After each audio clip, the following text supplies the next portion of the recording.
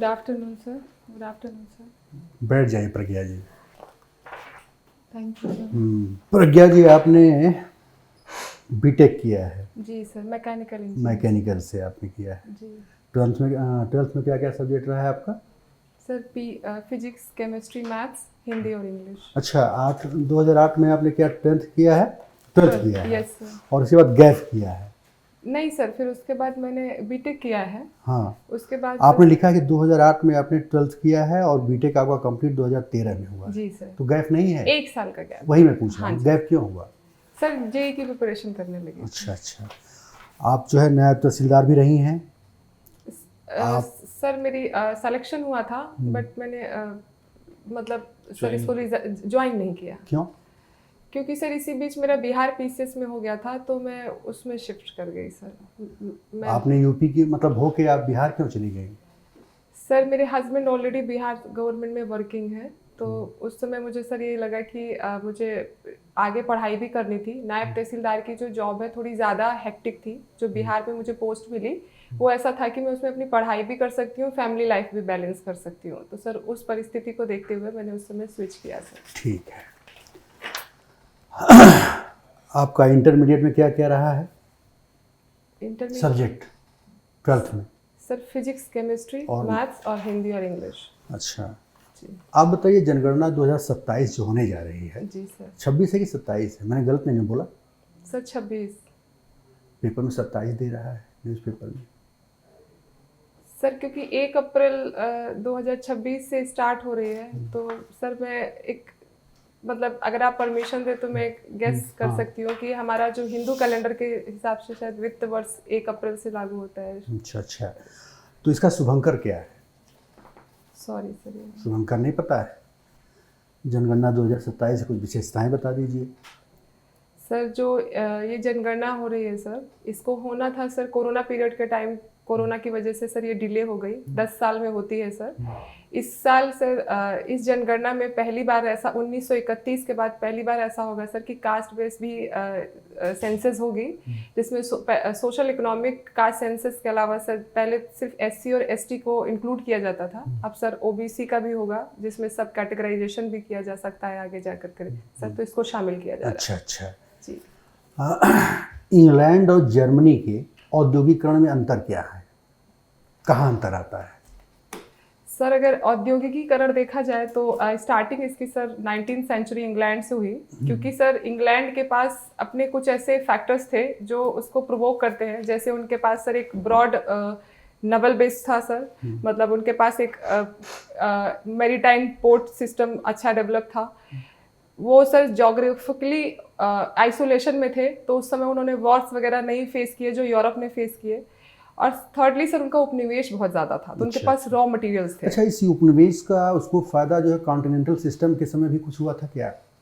महाद्वीपीय व्यवस्था के समय नेपोलियन की? यस सर, हुआ था, क्योंकि सर जब नेपोलियन ने कॉन्टिनेंटल व्यवस्था लागू की तो उनका यही एक आइडिया था कि अगर हम जर्मनी को ब्लॉक कर देंगे, मतलब यूरोप में उनके प्रोडक्ट को नहीं आने देंगे, जर्मनी को? सॉरी सर, ब्रिटेन को ब्लॉक कर देंगे, यूरोप में प्रोडक्ट नहीं आने देंगे, तो कहीं ना कहीं ब्रिटेन इकोनॉमिकली वीक हो जाएगा, फिर हम उसमें मिलिट्री अटैक कर सकते हैं। लेकिन सर ब्रिटेन के साथ आयरनी थी कि सर उनका अमेरिका में, साउथ ईस्ट एशिया में अच्छा उपनिवेश था सर, तो उन्होंने उसका फायदा लिया।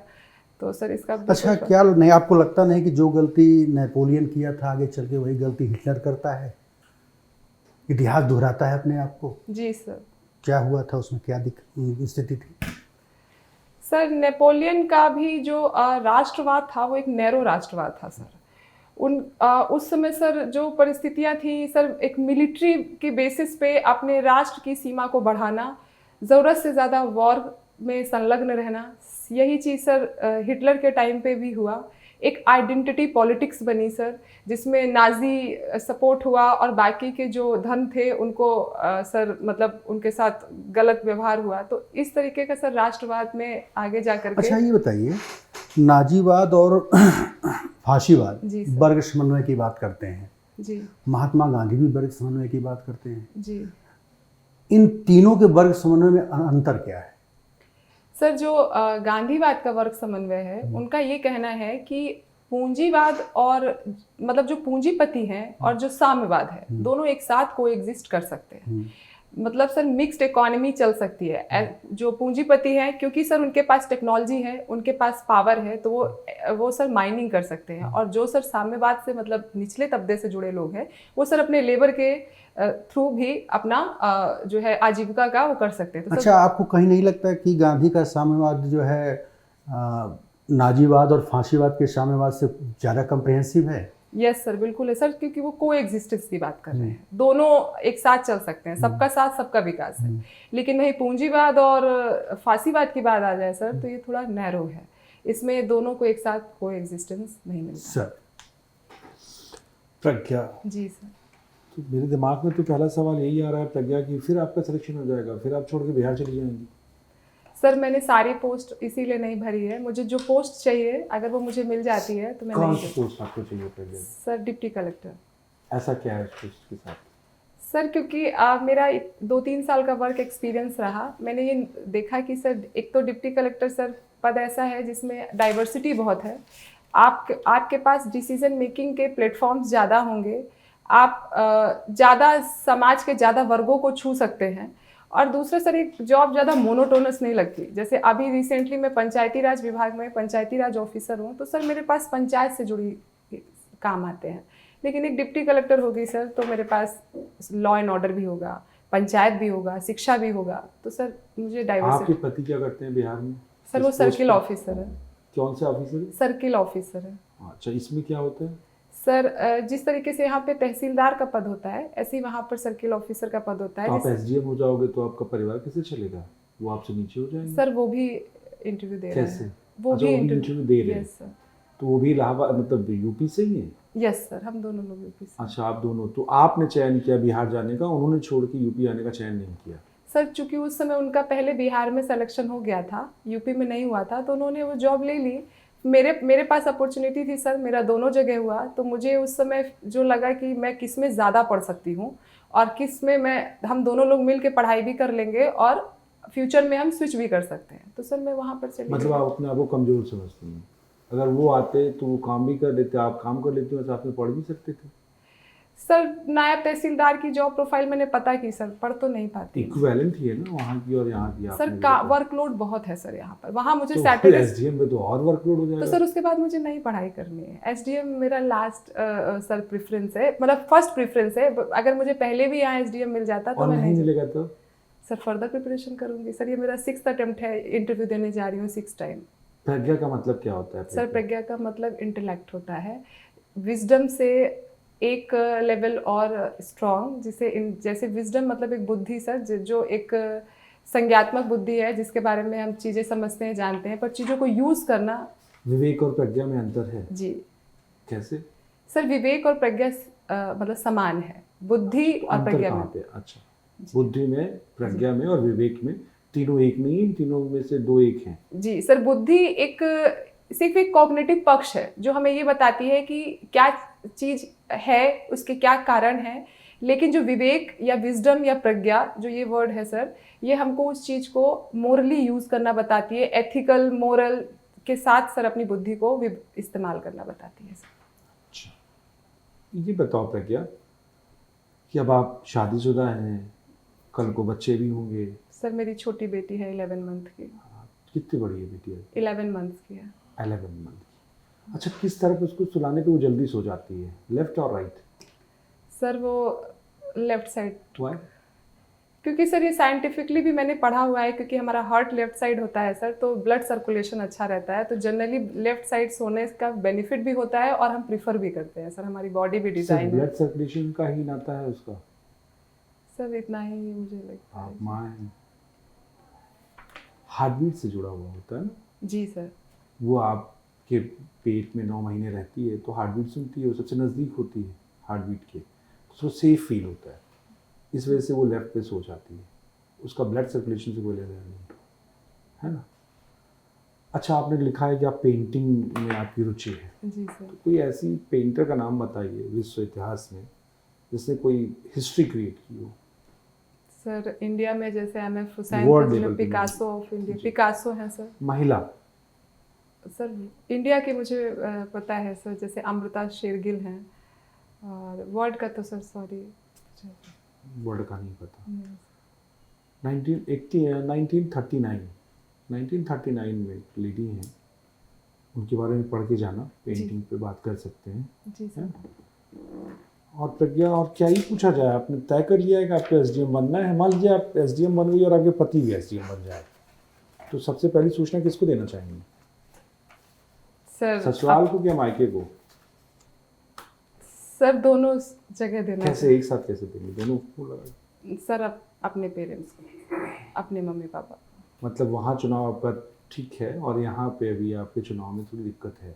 और मान लीजिए कि आपके पति, आपको कभी ऐसा पता लगे कि आपके पति जी जो हैं उन्होंने 1 करोड़ की घूस ले ली, दोनों सेम पोस्ट पे हैं और उन्होंने 1 करोड़ की घूस ले ली, आपको सूचना मिली, वो काम हो भी गया है, पैसे से भरा बैग रखा हुआ है आपके कमरे में, आप क्या करेंगे? सर जितना हम अपने हस्बैंड को जानते हैं वो ऐसा काम नहीं करेंगे, लेकिन मैं तो कह रहा हूँ, मान जी, लीजिए ना, मान लीजिए आप एसडीएम हो गई जी, हैं, अभी तो वहाँ पे भी मान जी, ली चल रहे हैं ना, जी जी मान लीजिए, तब क्या करेंगे? क्या विकल्प होंगे आपके पास? सर मैं चाहूंगी कि वो सरेंडर कर दें, क्योंकि घूस से अगर हम किसी चीज में सक्सेस होते भी हैं तो लॉन्ग टर्म में किसके सामने? मैंने कहा काम खत्म हो चुका है, यस सर। किसके सामने सरेंडर करना है? सर जिससे उन्होंने घूस ली है उनको सर मना कर सकते हैं सर। मतलब काम तो खत्म हो गया, मान लो कोई बस्ती उजाड़नी थी, बस्ती उजड़ गई, बिल्डर ने घर बना दिया, फ्लैट बना दिए, है ना, करोड़ रुपए भी दे दिए, तो अब वापस करके सरेंडर करके तो कोई जस्टिफिकेशन नहीं होगा ना, न्याय तो सर नहीं होगा। अगर गवर्नमेंट में के सामने अगर सरेंडर कर रहे हैं सर, तो उसके साथ सर कुछ राइट्स आ जाते हैं। अगर इंक्रोचमेंट हटाया है, इलीगल तरीके से हटाया है सर, तो वहाँ के लोगों को कंपनसेशन मिल सकता है सर उस पैसे से। गवर्नमेंट उनके रिहैबिलिटेशन और रीसेटलमेंट में उस पैसे को यूज़ कर सकती आपकी है। बात मान लेंगे? सर बिल्कुल मान लेंगे, कैसे पता है? क्योंकि सर हम अपनी म्यूचुअल अंडरस्टैंडिंग से आज तक हमने अपना जीवन बहुत मतलब अच्छे से गुजारा है, तो सर हमारी अंडरस्टैंडिंग स्ट्रांग है। आपकी अंडरस्टैंडिंग स्ट्रांग है और आप ये मानती हैं वो नहीं लेंगे। जी सर।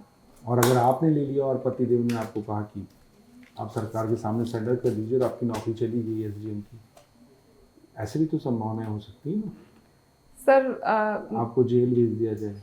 सर मैं ये मेरा वीक पॉइंट भी हो सकता है सर कि मैं वर्कोहॉलिक हूँ, इसीलिए सर आज भी अपनी पढ़ाई को और अपने जॉब को मैंने बहुत ऑनेस्टी के साथ अपनी दोनों ड्यूटी को निभाया है सर। तो ये कभी सिचुएशन आएगी नहीं, लेकिन अगर आएगी, पहली तो सर आएगी नहीं, मैं इस बात पे कभी नहीं आगे बढ़ूंगी। और अगर ऐसा होता है सर तो मैं बिल्कुल सरेंडर करूंगी। अगर किसी मोरल प्रेशर में मुझ पर दबाव दे करके ये काम कराया गया तो सर मैं सरेंडर करूंगी सर। मतलब उस के साथ आगे नहीं बढ़ सकती सर। आप कानपुर के रहने वाले हो? जी सर। कानपुर के बारे में 2-3 अच्छी चीज़ें बताइए जो लोगों को नहीं मालूम। सर कानपुर को नॉर्थ मैनचेस्टर ऑफ इंडिया बोलते हैं, क्योंकि सर पुराने टाइम से कानपुर फेमस था सर। वहाँ पर मिल्स थी, कॉटन मिल्स, टेक्सटाइल मिल्स। आज की डेट में सर अगर वन डिस्ट्रिक्ट वन प्रोडक्ट में देखा जाए तो लेदर इंडस्ट्री वहाँ बहुत फेमस है सर। कानपुर से हिस्ट्री के पॉइंट ऑफ व्यू से देखा जाए तो नाना साहब का नाम सभी जानते हैं, 1857 के रिवोल्ट में वो बहुत एक्टिव थे सर। कानपुर एक पुराना ब्रिटिश का कैंटोनमेंट एरिया है। और मैनचेस्टर का नाम दिया तो कोई मिल का नाम याद है आपको? सर लाल इमली कानपुर में बहुत कहाँ फेमस पे है सिचुएटेड है? सर। ये सर मुझे एक सेकंड। ग्वालटोली, चुन्नीगंज, आर्यानगर? सर चुन्नीगंज में है सर। चुन्नीगंज। जी सर। अच्छा, खजुराहो और चंडीगढ़ हिंदुस्तान के 2 शहर हैं, खजुराहो और चंडीगढ़। दोनों में क्या अंतर है और क्या खूबसूरती है वहाँ की दोनों में? सर चंडीगढ़ जो है ब्रिटिशर्स टाइम में वेल डेवलप हुआ था। वो फ्रांसीसी, आप कंफर्म हो? Yes sir. वो सर वेल प्लान्ड सिटी है। In fact sir Indus valley civilization में जो सर सिटी जिस तरह से बनी थी उसका उस मॉडल को यूज़ भी किया गया। और सर जो खजुराहो है वो एक एंशियंट सिटी है सर। वहाँ के कुछ टेम्पल्स, जैसे for example sir Dashavatar temple है। और सर वहाँ के टेम्पल्स थोड़े गुप्ता पीरियड के हैं। और सर वो श्रृंगार से भरपूर हैं। और वहीं सर जो चंडीगढ़ है वो मॉडर्न सिटी को रिप्रेजेंट करती है। वेल वाटर ड्रेनेज सिस्टम है सर, प्रॉपर सर। वहाँ पर जो है, जो सड़क है, रोड है, मतलब प्लान्ड सिटी है सर। तो दोनों में सर एक एंशियंट और एक मॉडर्न, एक बड़ा डिफरेंस। उसका एक आर्किटेक्चर था, उसका नाम पता है कि कौन था? सर जितना मैं सोच पा रही हूँ ली कुरिश कहाँ से ही कुछ नाम है ना? जी सर। ठीक है पहले सर कानपुर देहात में अगर आपकी नियुक्ति होती है एसडीएम के रूप में, तो वहाँ की सबसे बड़ी समस्या क्या है जिसे आप सॉल्व करना पसंद करेंगे पहले? सर कानपुर देहात जो है गंगा यमुना के दोआब में सिचुएटेड है, लैंड बहुत अच्छी है, एल्यूवियल सॉइल है, बट प्रोडक्शन उतना अच्छा नहीं है। प्रोडक्शन थोड़ा बहुत ठीक भी मान ले तो प्रोडक्टिविटी तो बिल्कुल अच्छी नहीं है सर। तो इसके लिए क्या आपके दिमाग में कोई इसके लिए योजना है? सर योजना जो है पॉलिसी मेकिंग तो बहुत अच्छी है सर, जैसे सॉइल हेल्थ कार्ड योजना है, प्रधानमंत्री कृषि सिंचाई योजना है, अभी इसी बजट में सर प्रधानमंत्री धन्य धान्य कृषि योजना आई, लेकिन सर उसके इम्प्लीमेंटेशन में गैप है। और ये सर गैप होने की वजह से जो ग्रास रूट लेवल पर सर उसका इम्प्लीमेंटेशन होता है वो वीक हो जाता है। तो मैं ये चाहूँगी अगर मेरी पोस्टिंग होती है तो जो वहाँ के फार्मर्स हैं उनका जो FPO है, मतलब फार्मर प्रोड्यूसर ऑर्गेनाइजेशन, उनको प्रॉपर सर क्लासेस दी जाएँ। जो साइंटिस्ट हैं उनके साथ सर जो कॉल सेंटर्स बनाए गए हैं वो सच में एक्टिव हों। धरातल में बनाए गए हैं लेकिन ज़्यादा एक्टिव नहीं रहते हैं, तो सर वो बात कर सके और उस सॉइल हेल्थ कार्ड जैसी योजनाओं का बेहतर यूज़ हो सके। और सर कुछ इनोवेशन की भी ज़रूरत है। पुराने धड़ल्ले से अगर आज भी एग्रीकल्चर होगा तो सर क्लाइमेट चेंज की वजह से वो उतना प्रोस्पेरस नहीं रहेगा। तो मुझे लगता है सर कि उनको अगर ऐसी साइंटिफिक नॉलेज दी जाए, ट्रेनिंग दी जाए, जैसे उत्तर प्रदेश की स्कीम है मिलियन फार्मर्स स्कीम, जिसमें सर उनको इनोवेशन रिसर्च वगैरह सिखाया जाता है कि वो कुछ क्लाइमेट रेजिलेंट क्रॉप्स को उगाएं, GM क्रॉप्स को जो गवर्नमेंट अलाउ करती है उनको लाएं। तो सर मैं चाहूँगी कि स्कीम्स का बेहतर तो implementation. One district one product में आपके डिस्ट्रिक्ट में ऐसा कौन सा प्रोडक्ट है? Sir aluminium utensils. अच्छा ठीक। ये बताइए कि जुडिशियल रिव्यू क्या होता है? सर जुडिशियल रिव्यू जी क्या ये होता है? सर आर्टिकल 13 जुडिशियल रिव्यू की इजाज़त देता है अगर विधायिका या कार्यपालिका, मतलब विधायिका अगर कोई ऐसा लॉ बनाती है जो कॉन्स्टिट्यूशन से परे होता है, या कार्यपालिका ऐसा कोई एग्जीक्यूशन करती है जो कॉन्स्टिट्यूशन के मोरालिटी के हिसाब से नहीं है, तो जुडिशरी उसको रिव्यू कर सकती है। अगर वो कॉन्स्टिट्यूशनली मोरालिटी में नहीं फिट होता है सर तो उसको नल एंड वॉइड कर सकता है। कंफर्म है? Yes sir. अच्छा चलिए ये बताइए कि प्रियम्बल आपके दिमाग में है कि जी। प्रियम्बल? तो प्रियम्बल आप एक बार बताएं। सर वर्ड टू वर्ड नहीं है लेकिन उसके मुझे मतलब लगभग पता है सर। चलिए उसके जैसे हाँ जो भी कीवर्ड्स उसके बता yes, सकते yes। जैसे प्रियम्बल जो है, जो पावर है वो जनरल सिटीजन के हाथ में देती है, we the people of India से स्टार्ट होता है। उसके बाद sir sovereign socialist secular democratic republic, ये सर सीक्वेंस में है। ये सारे हमारे कॉन्स्टिट्यूशन के अंतर्गत हमारे समाज के विशेषताएं हैं सर, जिसमें सोवेरियन सोशलिस्ट डेमोक्रेटिक रिपब्लिक लाया गया है सर। और हमारे उद्देश्य जो हैं सर वो पॉलिटिकली, इकोनॉमिकली और नेशनल इंटीग्रिटी और फर्टिनिटी सर इसको रिप्रेजेंट करता है। और लास्ट में प्रियम्बल सर ये बताता है कि 26 नवंबर 1949 में कॉन्स्टिट्यूशन लागू हुआ। अच्छा धर्मनिरपेक्षता एक शब्द है, ठीक है? सर, तो अगर हिंदू राष्ट्र बनाने के लिए अगर धर्मनिरपेक्षता शब्द को हटाया जाए कॉन्स्टिट्यूशन से तो क्या ये संभव है? सॉरी सर मैं आपका क्वेश्चन नहीं समझ पाई। जैसे कि अभी तमाम चर्चाएं होती हैं बागेश्वर धाम जी, चाहे जी। तमाम तरह की बातें कि भारत को एक हिंदू राष्ट्र मुझे बनाना है, जी ठीक है? तो क्या ये प्रस्तावना ये या क्या आपका प्रियम्बल उसमें क्या बाधा है? यस सर, क्योंकि प्रियम्बल ही नहीं सर, हमारे फंडामेंटल राइट्स में आर्टिकल 25 से 29 तक और प्रियम्बल में सेकुलर शब्द सर ये पंथ निरपेक्ष बताता है। इनफैक्ट आर्टिकल 14 भी कहता है कि no discrimination on the ground of caste, creed, race, religion. तो सर अगर रिलीजन के हिसाब से अगर हिंदू राष्ट्र बनाएंगे सर तो ये हमारे प्रियम्बल प्रज्ञा आपने 25 to 29 बताया, सही है? यस सर 25 to 28 29 सर 29 में क्या है? 29 के अंतर्गत सर जो है जो रिलीजियस कम्युनिटी है सर वो अपने इकोनॉमिक संस्थान को ओपन कर सकती है सर। ठीक है, तो कैसे धर्म से जुड़ा है वो? सर क्योंकि इसके अंतर्गत अगर किसी रिलीजियस कम्युनिटी जैसे फॉर एग्जांपल मुस्लिम कम्युनिटी ने अपना मदरसा बनाया तो उन मदरसे के अंतर्गत किसको अगर वो सरकार से ग्रांटेड नहीं है, मतलब उनको ग्रांट्स नहीं मिलती हैं, तो वो अपने हिसाब से सर उसको उसका सिलेबस डिफाइन कर सकते हैं, अपने हिसाब से उसका एसओपी डिफाइन कर सकते हैं, किसको उसमें पार्टिसिपेट करना है, पार्टिसिपेंट्स डिसाइड कर सकते हैं सर। अच्छा, महिलाओं के संदर्भ में बातें होती हैं कि महिलाओं को पुरुषों के बराबर आना है, जी तो इस संदर्भ में आपके क्या है विचार, किस प्रकार बराबर आना है? सर महिलाओं को पुरुषों के बराबर आना है, मतलब पुरुष और महिला के बीच में इनइक्वालिटी को ख़त्म करना है।